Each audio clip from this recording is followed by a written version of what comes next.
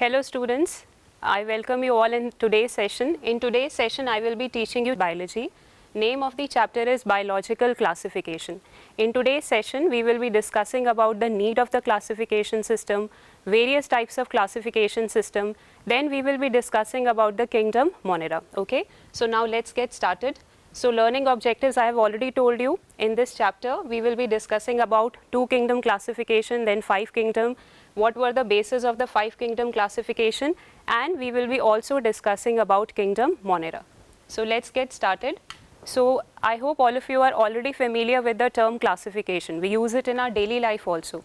If you see your kitchen, there you might be observing that your mother has very meticulously arranged the different type of utensils. Spoons have been kept separate, bowls have been kept separate, plates have been kept separate, and if you want to find a particular type of utensil, it's very easy for you. So similarly, we also do the classification of living organisms also. That is very important.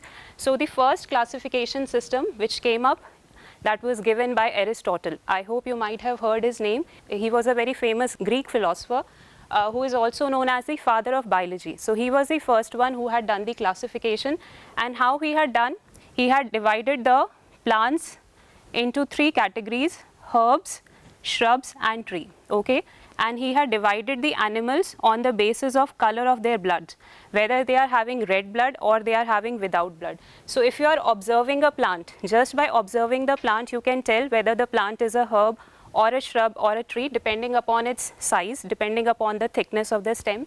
And animals also, it's very easy, we can easily tell whether they are having red blood or not. But this classification system, as and when the time progressed, was not found to be adequate. And then we came up with another system which was given by Linnaeus, and this system was given in 1758. Okay. Now Linnaeus' name also you have already heard that he had given binomial classification, binomial nomenclature, and this Linnaeus gave a 2 kingdom classification system in which he divided all the living organisms into 2 kingdoms. The first kingdom which he gave was the kingdom Plantae, in which all the plants were kept. The second kingdom which he gave was the kingdom Animalia, in which all the animals were put together. So talking about the advantages of this type of classification system, this is very easy. Even a layman person can classify a particular organism into plant or animal. But as and when the time progressed, this system was found to be inadequate because it has its own set of limitation. Like if we are talking about unicellular and multicellular organism, this system is not able to differentiate between the two. And in class 10th, you have already learned the definition as well as examples of unicellular as well as multicellular organism. Similarly, this system cannot differentiate between prokaryotes and eukaryotes, right? Prokaryotes, eukaryotes term you have studied in class 10th also, and it is very unjustified. It is totally unjustified to put the prokaryotes and eukaryotes together, but this system had clubbed them together. So that is why it was found to be inadequate.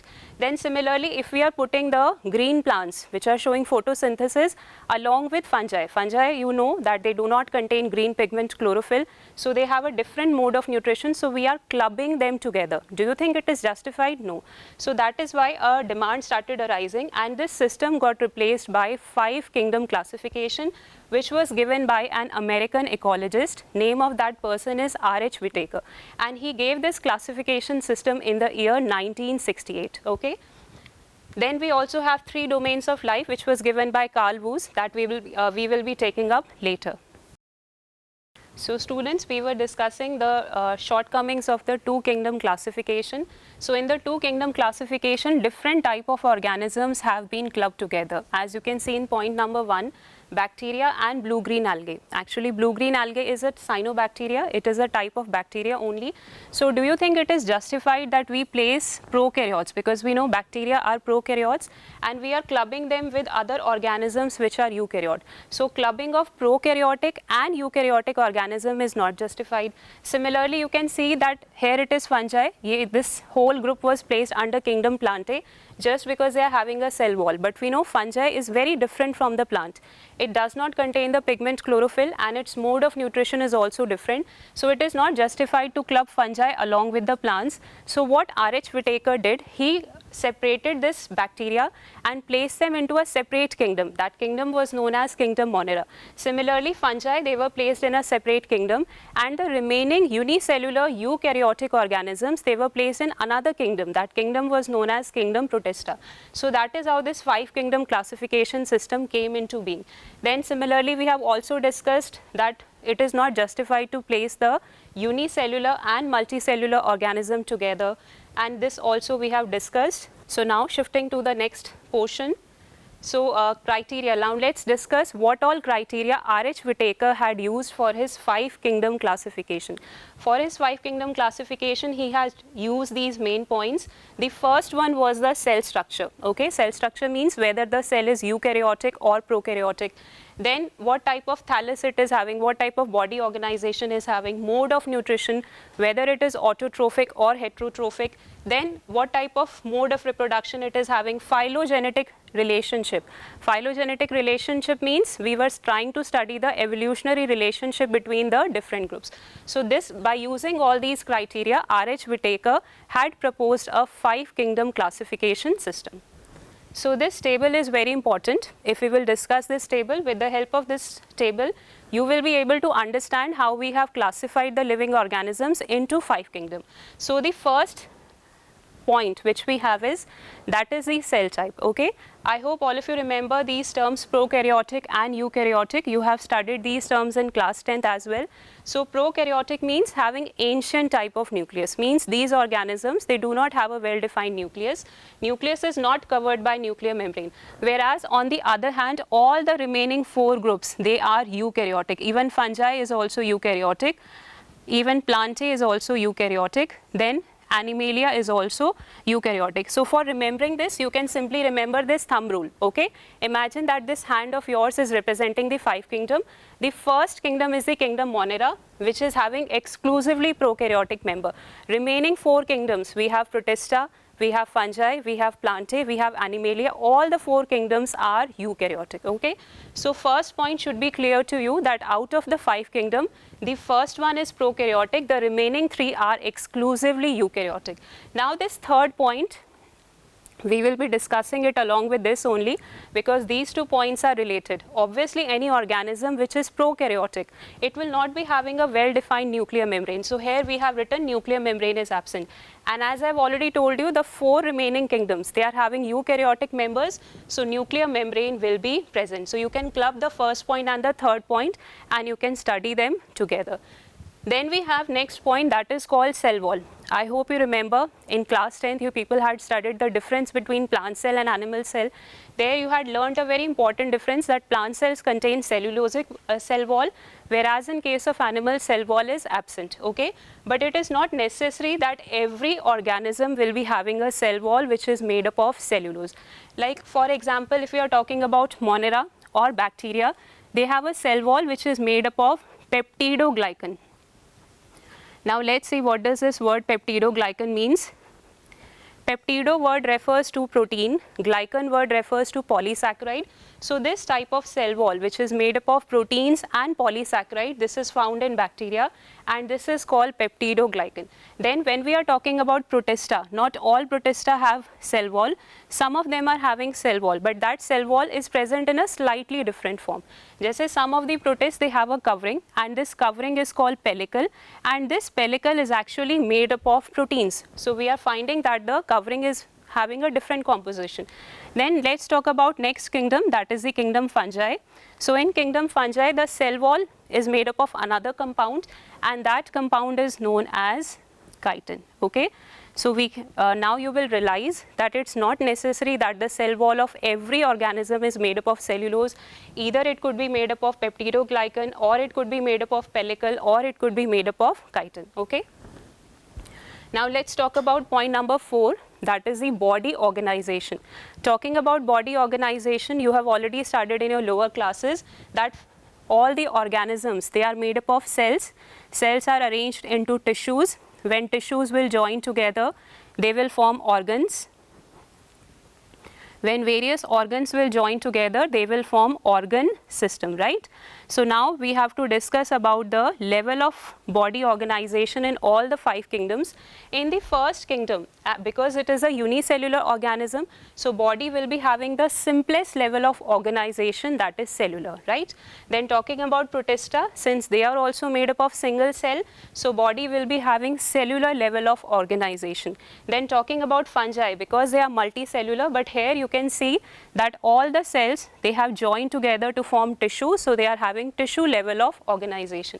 Then plants may either tissue or organ level of organization may be present.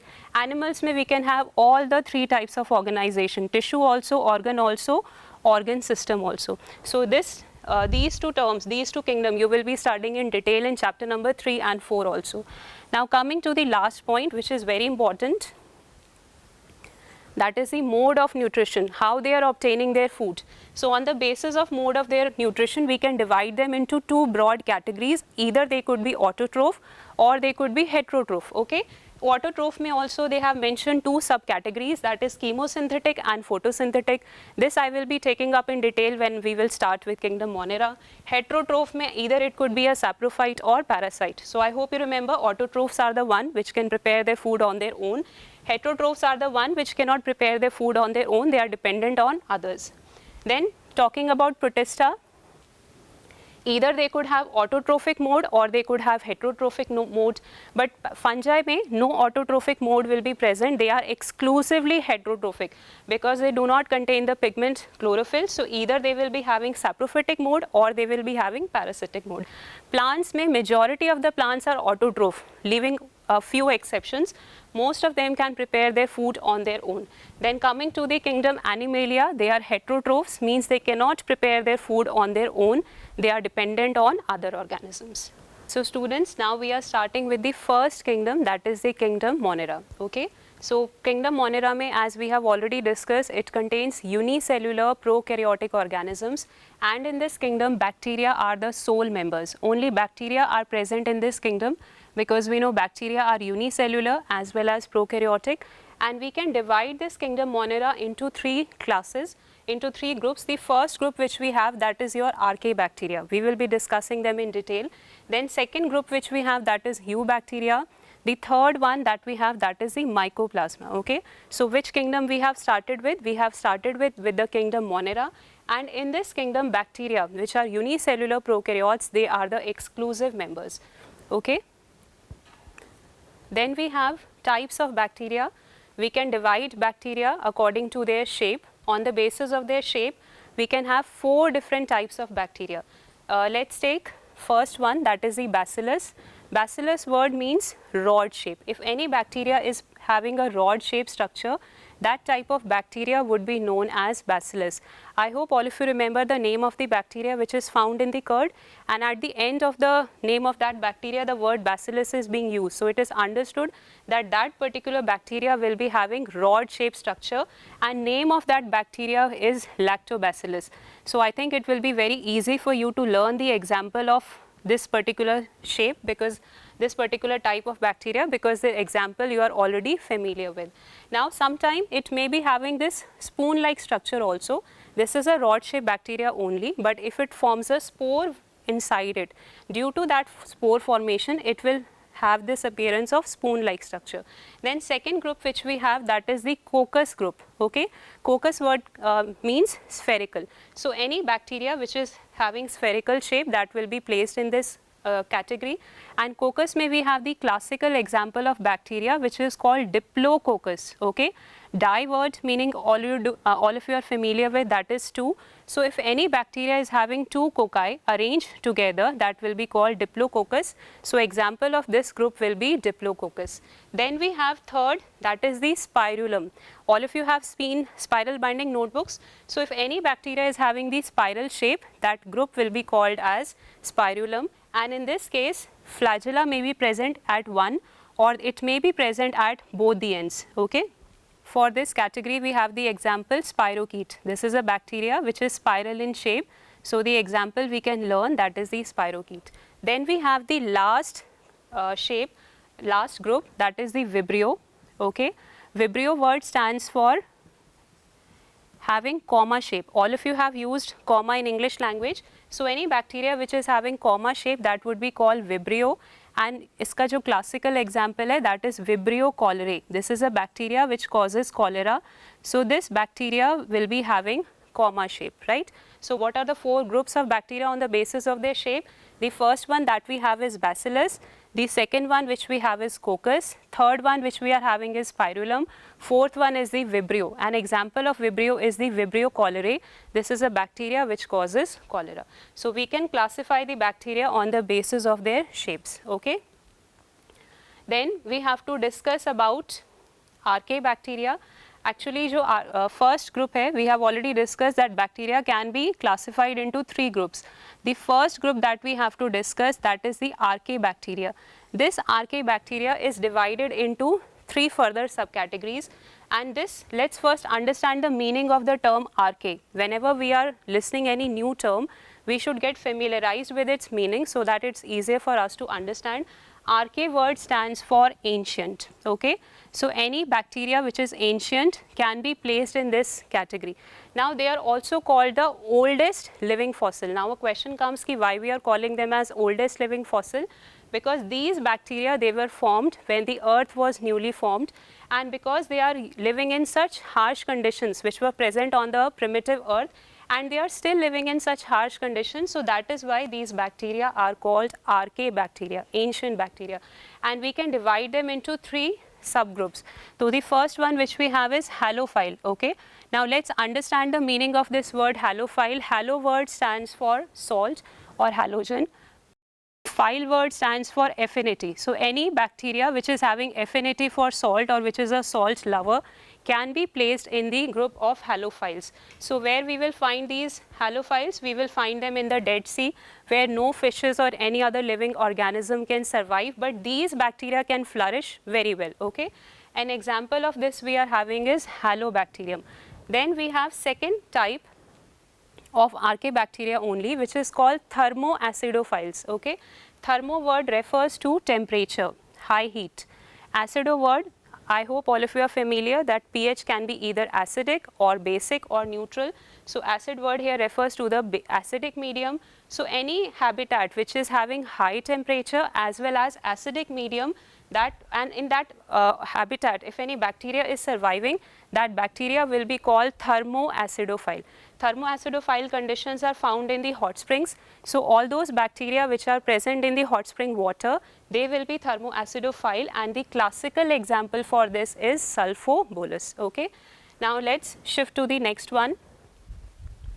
Then we have the third type of Archaebacteria, that is your methanogens. Okay, methanogens word refers to methane generating. So all those bacteria which can generate methane, they will be called methanogens. Now these bacteria, they are anaerobes. Anaerobes means they do not require oxygen, and these bacteria, they are found in the swampy area. Wherever we will be having a marshy place, there these bacteria will be found and they will be generating methane. In fact, these bacteria are also found in the digestive system of grass eating animals. You might have heard the term ruminants. Ruminants are grass eating animals. So in the stomach of, in the digestive system of these grass eating animals, these bacteria are found, and there these bacteria are helping us a lot, because with the help of these bacteria, if we are storing their waste material in a biogas plant, we can generate biogas also. So they are used in the production of biogas also, and the example for this which we have is Methanococcus. So how many 3 groups of Archaebacteria we are having? The first one was halophiles, the second one was thermoacidophiles, the third one which we are having is the methanogens. Now a question must come in your mind that all these Archaebacteria, they are living in very harsh situation. It's not possible for any living organism to survive in such harsh situations. So how are they managing? So the answer of the question is that they have a different type of cell wall. Okay. In the beginning of the classification, 5 kingdom classification, I had told you that bacteria, they have peptidoglycan cell wall, but in case of Archaebacteria, the cell wall composition is slightly different. They have pseudomurine. Peptoglycan is also known as murine, but here the cell wall structure is slightly different. It is pseudomurine, and that is why they were able to survive in harsh situation. So with this we have completed the topic Archaebacteria. Then we have next main group of bacteria, which is called eubacteria. Now splitting the meaning of the word, EU word stands for true. So any bacteria which is true will be called eubacteria. Now what does this word true means? If we are talking about the eubacteria, they are having the typical cell wall which is made up of peptidoglycan. I hope you remember this meaning. Peptido word refers to protein, glycan refers to polysaccharide. So both of them are mixing together to form the cell wall. If they are motile, they will be having a flagellum also. Eubacteria, we also have cyanobacteria. Cyanobacteria word refers to blue-green algae. Okay. If you will ever see a water body, on the surface of the water body, sometimes it is entirely covered with the blue-green algae, and these are nothing, they are cyanobacteria. But the common name, blue-green algae, sometimes students, they tend to get confused, because algae word, if it is being used, they will think it is a plant. But actually they have been given this common name because they have pigments, chlorophyll A. This is a pigment which is similar to the pigments of higher plant, and by using this type of chlorophyll they are able to prepare their own food. Okay. So cyanobacteria mein, now we have to discuss the structure of a typical cyanobacteria, that is the nostoc. So this diagram we will be discussing, this is a algae which is living in colonies, means large number of cells have aggregated together. It is found in water. So whenever we are talking about this nostoc, the first part that we have to discuss, that is the mucilaginous sheath. If you will observe the diagram carefully, then you will be able to see that it is covered by a gelatinous or mucilaginous sheath which is present on the outside. And this sheath is very important because it is keeping all the cells of the colony together, and it is also providing it protection. Then if we are talking about these cells, these are the normal cells, and you can see that they are containing pigments inside them, and that pigment is chlorophyll A, and with the help of that pigment they are able to prepare food by the process of photosynthesis.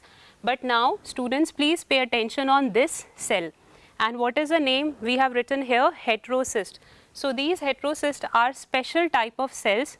If we are comparing their size with the normal cell, size is comparatively bigger, cell wall is thicker, and these cells are playing a very important role because they help in the process of nitrogen fixation. I hope all of you have heard this term nitrogen fixation. This is a process in which the heterocyst cell or any bacteria is able to convert the atmospheric nitrogen into simple soluble form. So this heterocyst cell has all the enzymes, all the conditions which are necessary for the process of nitrogen fixation. Cyanobacteria are usually found in aquatic. So if they are growing in a paddy field, it will be very good for the farmer because they will be enriching the soil. They will be increasing the fertility of the soil because they can help in the process of nitrogen fixation. So now we have to discuss about the classification of bacteria on the basis of their mode of nutrition. It was there in the beginning of the 5 kingdom table also, there we had not done in detail. Now we will be studying it in detail. So bacteria can be autotrophic. Autotrophic, auto word means self, trophic means food, which can prepare their food on their own. And this autotrophic can be further subdivided into 2 categories. The first one that we will be having is the photosynthetic. Okay. So we have divided them into 2 categories on the basis of the source of energy. What is the source of energy they are using while preparing food? Okay. If they are using solar energy, then we will be placing them in the first category because photon word refers to energy of the sun. It is referring to the energy. So it is referring to light. So if they are using the solar energy, if they are using the sun energy, and by using that energy they are preparing their food, then they will be called photosynthetic. Then we can also have another category which is called chemosynthetic. Okay. Here we have used the word chemo. Chemo means they are using certain inorganic chemicals, they are oxidizing them, and whatever energy is being released in that process, by using that energy they will be preparing their own food. Like in class 11th, you have a chapter of mineral nutrition. You will be studying about certain bacteria which are playing a role in nitrogen cycle. There you will be finding that they are oxidizing nitrates, nitrites and other ions, and by using that energy they are preparing their food. So we can place them in the category of chemosynthetic. Second group which we have, that is heterotrophic bacteria. Heterotrophic means we can further subdivide these heterotrophs into two categories, parasites and saprophytes. Saprophyte means which are obtaining their food from dead and decaying organic matter. So if any saprophytic bacteria is present in the soil, it would be converting that dead and decaying organic matter into humus. Parasite means which are obtaining their nutrition from another living organism. So all those bacteria which are capable of causing disease, they will be placed in this category of parasitic bacteria. And for learning the name of different parasitic bacteria, I can give you a short trick, and that is CTCT. Okay. Now let's see what does this word means. First alphabet C refers to citrus canker. Okay, this is a bacteria which is a parasite on plants. Then we have typhoid. Again, this is a bacteria which causes disease. Then we have cholera. This is also a disease causing bacteria. So obviously it will be having parasitic mode. Then we have tetanus. So with the help of this trick CTCT, you will be able to learn the examples of parasitic bacteria. Now we have already discussed this term. Autotrophic bacteria we have already done, and we have also discussed that cyanobacteria, they are having autotrophic mode of nutrition because they have pigments similar to the pigments of plants. They have chlorophyll A, and thus they can prepare their food by the process of photosynthesis. In the last portion, students, now we have to discuss about the methods of reproduction in bacteria. The first method that we have to discuss, that is the fission method. Binary fission you all have studied in class 10th. Binary word refers to two. Fission means splitting, where the bacterial cell will divide and form two daughter cells. That process will be known as binary fission, and this is a very simple method of asexual reproduction.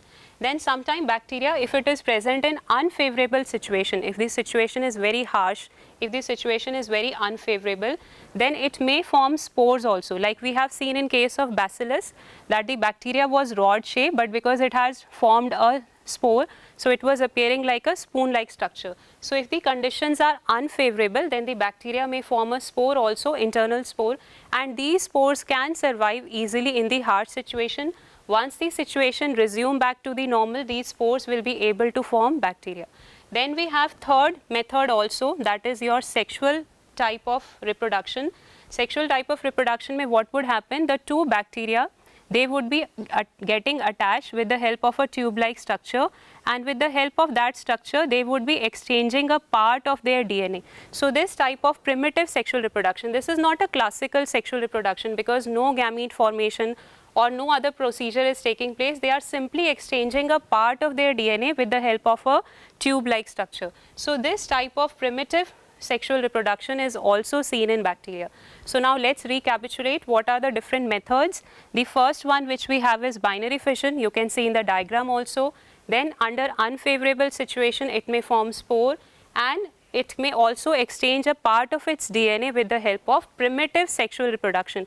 This process does not match typical sexual reproduction process because no gamete formation is taking place. So students, we have already discussed two groups of bacteria, eubacteria, archaebacteria. Now we are discussing the last group, that is the mycoplasma. Now these mycoplasma are very special because just like a typical bacteria, they do not have a cell wall. Cell wall is absent, and because the cell wall is absent, they can change their shape very easily, and that is why they are called jokers of the kingdom. Then second feature, which they are the smallest living cells. If we are comparing the size of mycoplasma with a bacteria, their size is even smaller than that of a bacteria. Then third point is that they can survive even without oxygen. They do not need oxygen for their survival. Then they are mostly capable of causing diseases in plants and animals. It means they are pathogenic. And the classical example for mycoplasma which we have is that is PPLO, pleuropneumonia-like organism.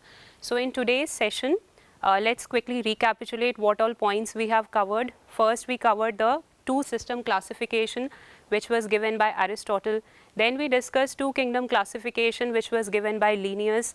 Then we discussed the five kingdom classification which was given by R.H. Whitaker. And then we also discussed about kingdom Monera. In kingdom Monera, we had classified the bacteria into four groups on the basis of their shape. And we had also discussed their three main groups. First one was the archaebacteria, then we had eubacteria, then we had mycoplasma. So I hope you enjoyed the session and you also understood all the concepts. Thank you so much.